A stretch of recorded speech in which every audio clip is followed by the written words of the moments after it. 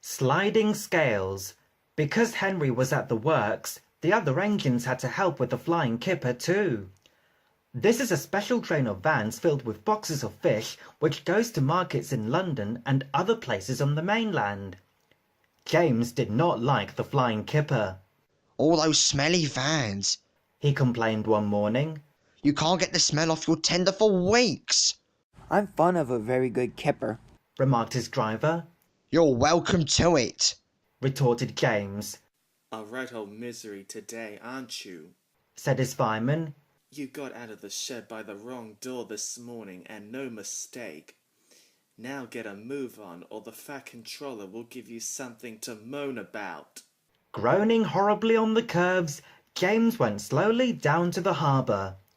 The vans for the train were already in the shed, while men in aprons worked busily loading them with boxes of fish. Pooh, Said James, wrinkling his nose. James was coupled to the vans. He had not been waiting long when a forklift truck, laden with fish boxes, rounded the corner and came towards him. Another, hurrying away for a new load, came too fast in the opposite direction. The loaded one swerved to avoid the other one, and its heavy load shifted. 6 full boxes slipped from the top of the pile and burst open on the rails in front of James. James closed his eyes in horror. ugh. He shuddered. Broken boxes and fish lay everywhere. For once, James was right. The smell was not nice. Luckily, there was plenty of time for the men to clear up the mess before James had to leave. It's a good job that the boxes didn't fall on you, James, Said his driver, winking at the fireman. James shuddered again. The idea was too awful to think about. At last all was ready, and the guard showed his green lamp. Thank goodness, Said James to himself.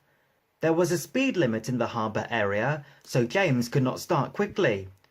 The train seemed heavier than usual tonight too, so that when he reached the spot where the fish boxes had burst, he was moving at no more than walking pace. The rails seemed clean, but oil and scales from the spilt fish were still there, coating them with a slippery film. As soon as James reached the place, his driving wheels, with nothing to grip, began to spin helplessly. James did his best, but the heavy vans dragged him to a standstill. He found he could move neither forward nor back. fish. Exclaimed James in disgust. Men brought hoses and washed the rails. James grew very wet and uncomfortable. Then they put sand on the rails in front of each driving wheel, and James was at last able to move his train. He was very late, but at least he was off the fish quay. To say he was glad would be putting it mildly.